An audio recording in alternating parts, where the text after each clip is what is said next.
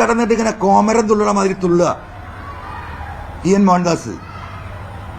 മരുമനെ പറ്റി പറഞ്ഞേ, മരുമകനെ മാതിരി അങ്കിളല്ലേ, അങ്കിൾ. അപ്പം ഇ എൻ മോഹൻദാസ് ഒന്നും വല്ലാതെ പതറണ്ട. ഈ പാവപ്പെട്ട പാർട്ടി സഖാക്കളുടെ മുന്നിൽ തെളിവടക്കാൻ കൊടുക്കും. ഈ ചങ്ങാതിക്ക സിന്ദാബാദ് നടക്കുന്നത് പകലും RSSന് വേണ്ടി പ്രവർത്തിക്കുക ഈ ജില്ലയിൽ, ഈ കമ്മ്യൂണിറ്റിയെ തകർക്കാൻ. ഇതെന്ത് ഇപ്പൊ പറയുന്ന കേൾക്കും. ഇതൊക്കെ തന്നെ അതിലെ വിഷയം. ഈ കഴിഞ്ഞ 2-3 കൊല്ലമായിട്ട് തിരുത്താൻ തയ്യാറില്ല, ആവർത്തിച്ച് പറഞ്ഞുകൊണ്ടിരിക്കുക.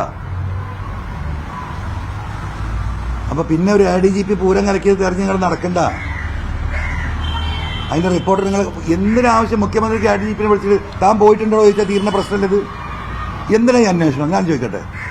ഇത് അല്ല, ഒരു ഒറ്റ മിനിറ്റ് ജനങ്ങളൊന്ന് ആലോചിക്കണ്ടേ?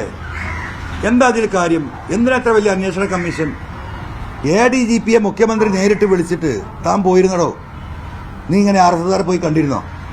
ആ സർ കണ്ടിരുന്നു. നീ എന്തിനാ കണ്ടത്? ആ ചോദ്യത്തുമ്പോ തീരൂലേ? ഇനിയിപ്പോ അദ്ദേഹത്തിന് ഇപ്പൊ ഒളിഞ്ഞും മറിഞ്ഞും പോകണമെങ്കിൽ എന്താണ് ഇപ്പൊ ഒരു ADGPക്ക് ഒരു പൊളിറ്റിക്കൽ ലീഡറെ പബ്ലിക്കായി കണ്ടൂടെ? ഈ വല്ല വിവാദം ഉണ്ടാവുമോ? തൃശ്ശൂർ ടൗണിൽ നിന്ന് കണ്ടൂടെ? തിരുവനന്തപുരത്ത് നിന്ന് കണ്ടൂടെ? ജനങ്ങളുടെ മുന്നിൽ വെച്ച് കണ്ടൂടെ? അപ്പൊ മുഖ്യമന്ത്രിക്ക് നേരിട്ട് ഒരു ചോദ്യത്തുമ്പോ തീരുന്ന വിഷയം ഈ മനുഷ്യരെ മുഴുവൻ മൂക്കുത്തി വട്ടപ്പാലം ചുറ്റിച്ചിട്ട് ഇനിയിപ്പോ അന്വേഷണ റിപ്പോർട്ടും കാത്തിരിക്കുക. നിങ്ങൾ, ഞാൻ കാത്തിരിക്കുന്നില്ല കേട്ടോ, ഞാൻ കാത്തിരിക്കുന്നേയില്ല. കാത്തിരിക്കുന്നവർ വിഡ്ഢികൾ. ഇനിയിപ്പോ എന്താ ചെയ്യാൻ പോന്ന്? ഇദ്ദേഹത്തെ ഒന്ന് എടുത്ത് ആ തൽസ്ഥാനത്ത് നിന്ന് മാറ്റി ശക്തമായ നിലപാട് ഗവൺമെന്റ് എടുത്തതല്ലേ? ഈ കസാലിൽ നിന്ന് എടുത്തിട്ട് ഞാൻ ഈ കസാലിൽ ഇരുന്നിട്ട് അപ്പുറത്തെ കസാലിക്ക് ഇരുത്തുക. ഈ നാടകത്തിലല്ലേ കാത്തിക്കുന്നത്? സസ്പെൻഡ് ചെയ്ത് PHQയുടെ ആ കോമ്പൗണ്ട് അവൻ കയറാൻ പാടില്ല, ഈ നൊട്ടോറിയസ് ക്രിമിനൽ.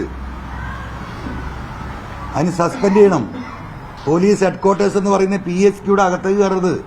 ഒഫീഷ്യൽ ഫോണും നെറ്റും കമ്മ്യൂണിക്കേഷനും വാങ്ങി DGPയുടെ വെക്കണം. എന്നിട്ട് സസ്പെൻഡ് ചെയ്തിട്ട് വീട്ടിൽ പോയി ഇരിക്കുന്നു പറയണം. എന്നിട്ട് സത്യസന്ധമായ ഓഫീസർമാരുണ്ടെങ്കിൽ ഇതൊന്ന് അന്വേഷിക്കട്ടെ. അത് ചെയ്യാത്തതുകൊണ്ടാണ് ബഹുമാനപ്പെട്ട കോടതിയെ സമീപിക്കാൻ പോകുന്നത്. കോടതിയിൽ നമ്മളത് വിശദീകരിക്കും. ബഹുമാനപ്പെട്ട കോടതിക്ക് ഇത് തള്ളാൻ പറ്റുമോ? ചെറിയ കാര്യമാണോ? നേരത്തെ പുറത്തുവിട്ട ഫോണില് മറ്റൊരു ജില്ലാ സെക്രട്ടേറിയറ്റ് അംഗം കുറിച്ച് അനിൽ മാഷിനെ കുറിച്ച് സുനിദാസ് പറയുന്നുണ്ട്, പറഞ്ഞു പോകുന്നുണ്ട്. എല്ലാ കാര്യങ്ങളും അദ്ദേഹം വിശദീകരിച്ചിട്ടില്ല. പറഞ്ഞത് മുഴുവൻ ഈ പറയുന്ന ഇ എൻ മോഹൻദാസിന്റെ എന്താ പറയാ സൗമ്യതയും അദ്ദേഹത്തിന്റെ സ്നേഹവാത്സല്യവും അദ്ദേഹത്തിന്റെ ഓഫീസിൽ വരുന്ന സമയവും എന്തൊരു കൃത്യമായിട്ടാണ് പാർട്ടിയുടെ കാര്യങ്ങൾ കൈകാര്യം. എന്താവശ്യം ഉണ്ടെങ്കിലും എന്നെ വിളിക്കും. MLA ഒന്ന് ചോദിക്കൂ അദ്ദേഹത്തോട്. അദ്ദേഹം പറഞ്ഞ ഏതെങ്കിലും ഒരു കാര്യം ഞാൻ ചെയ്യാതിരുന്നിട്ടുണ്ടോ?